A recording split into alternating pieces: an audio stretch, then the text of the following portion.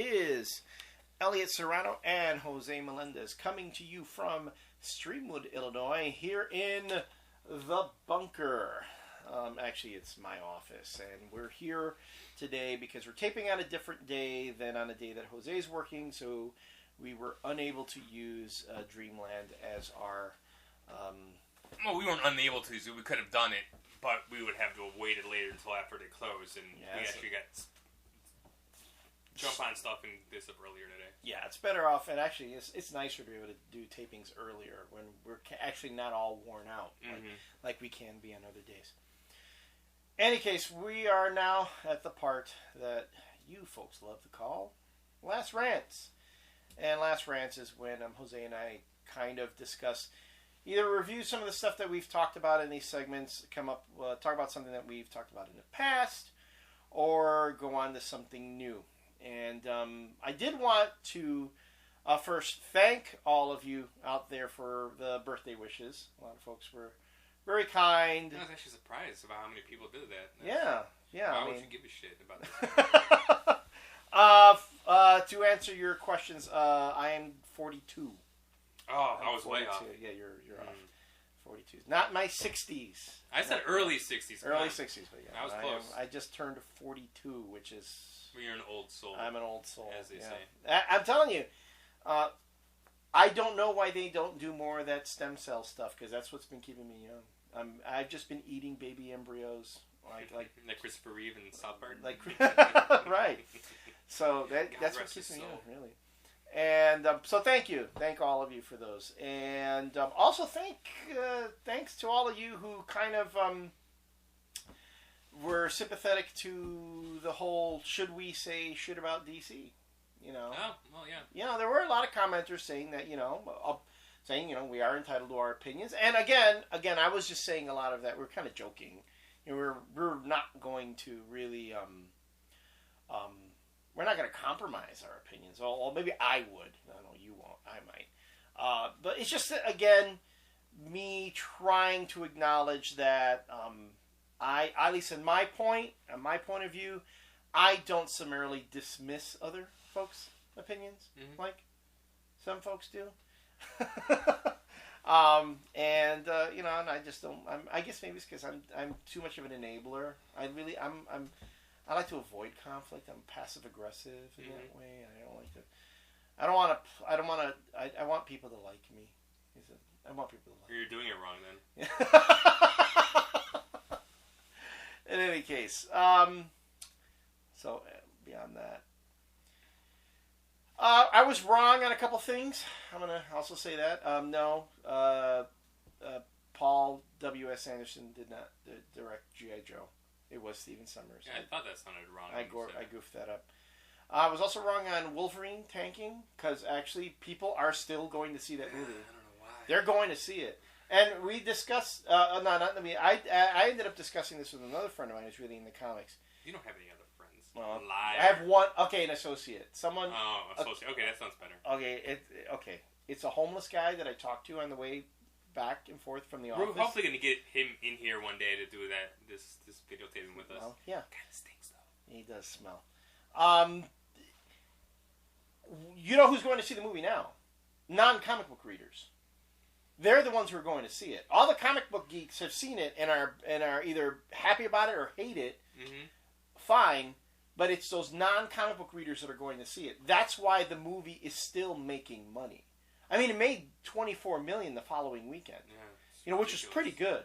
Ridiculous. You follow up an $80-something million weekend with another 24. The thing's going to make its money back pretty quickly, and then on top of that, it's going to sell. That movie only looked like it made it took $2 million to make it. Yeah, and then it's gonna, when it comes out on DVD, all the people who bitched about it, who hated it, are still going to buy it on DVD.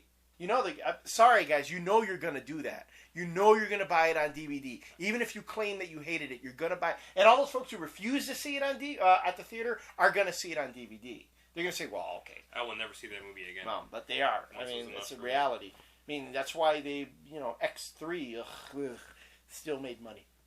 In either case, it's making money. And I don't get this hate on the Star Trek movie.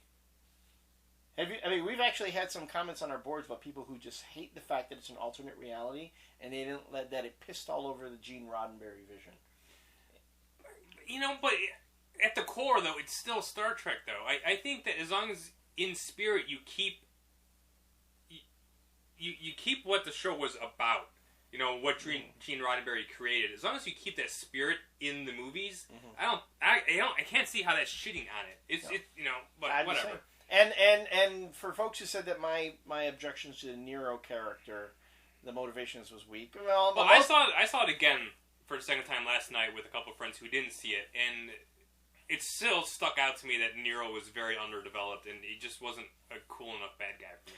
And although someone else did make a really good point on the boards, because Nero was going back to an alternate reality, he still wasn't going to have his family back.